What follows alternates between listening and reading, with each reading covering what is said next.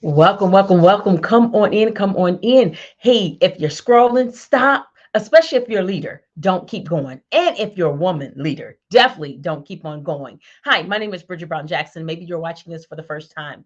I am the founder of Exponential Edge Adventures. Female executives, through my training and development, are able to increase their profits, grow and develop their teams, as well as effectively execute on the mission and vision of the organization. All right. So I've been coming every day for the month of March, every single day going live. Okay, so today is day number 26. So we're almost done. We're down to the end, and it has really been a blessing. Only going to be with you about 5 minutes. So we got about a little bit over 4 minutes left to go. So for Women's History Month, we've been doing these tips. And so we're going to give you two tips, and we're going to tip on back into what we were taking care of before we got on here. All right. So again, my name is Brigitte Brown Jackson. I am a behavioral wealth strategist. I love talking all things behavior, and I love sharing with people how vital your leadership is in relation to wealth. And so when I'm talking about wealth, I'm not just talking about money. I'm talking about relational wealth. I'm talking about mindset wealth. I'm talking about all the aspects that tie around you as the individual. Okay, so there is wealth in your behavior. So every day we've been talking about self awareness. So again, that's my definition that I'm using with as it relates to self-awareness. So you see it on the screen right there. So let's get in. Y'all know I'm racing against the time. So tip number one for the power of delegation. So we're talking again today, the power of delegation.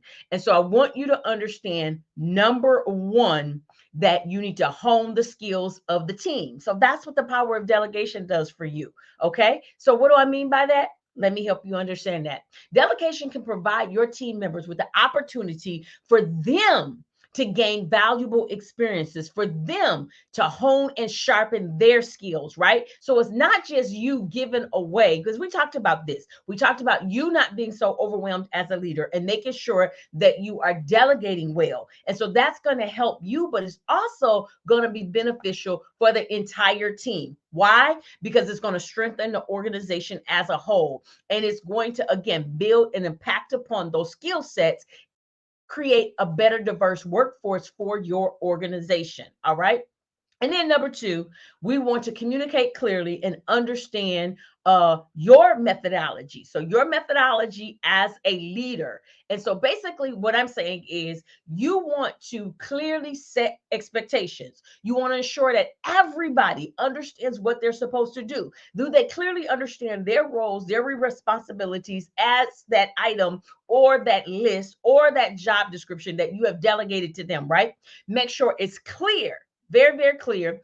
Give them deadlines and set those goals. All right. Because when you do that, it's going to help in a bigger way. Right. So your behavior preference is going to factor in there. So if you've been listening on a daily basis, you know I've been talking about the fact that I'm a certified disc instructor. Now, for me, I call it the flight assessment. And so what I've been sharing with everybody is understand how your superpower influences it. So we talk about the four, but we talk about it from a flight experience. Okay. And so instead of saying the D, we say the pilot. Instead of saying the I, we say the flight attendant. Instead of saying the S, we say grounds crew. And instead of saying the C, we say the air traffic controller. Because if you think about all of those roles inside of the flight experience within the airport, within that communication portal, can't go anywhere, can't get any flights if you don't have the pilot, if you don't have the flight attendant, if you don't have the air traffic control, if you don't have the grounds crew. They're all needed, right? And so I want to show you how delegation impacts and affects all of them. Okay.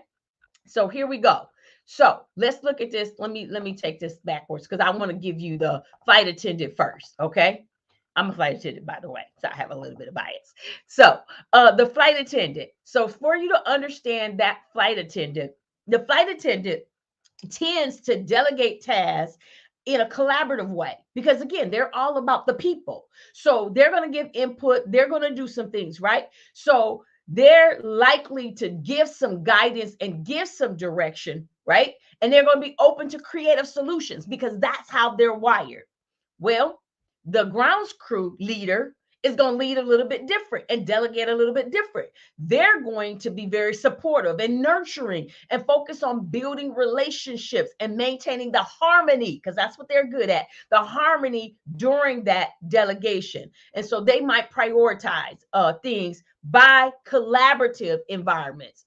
And then the air traffic controller, again, tends to do tasks and focus on the accuracy, the details of everything. So they're probably going to give you a lot of clarification, right? They're going to closely monitor that because they need to trust that you're going to do the system. So they might struggle a little bit with delegating because they need to be flexible. The flight attendant might struggle a little bit because, again, they want so much of the experience that delegation sometimes might not look at the results all the time. And then the grounds crew, again, might be too harmonious that sometimes might have issues with conflict. And then last but not least, you got the pilot. So the pilot delegates quickly and assertively, right? And so they're going to be focused on the results and the efficiency. So they might not give a lot of guidance. They might just say, go do it, because they expect you to execute like they do. And so again, when I'm saying that, put yourself in that spot. So what are you? Are you the flight attendant? Are you the pilot? Are you the air traffic controller? Are you the grounds crew leader? And remember, you're going to think like that. We're going to unpack this some more tomorrow. So please make sure you come back. We still have a few more days left as we are here in the month of March doing Women's History Month and giving leadership facts. I'm out. I'm over. I apologize. My name is Brigitte Brown Jackson. I'm founder of Exponential Edge Adventures. Organizations pay me to help them reduce staff attrition, grow talent, and optimize productivity. I'm always asking, now who do you know? Bye. See you tomorrow.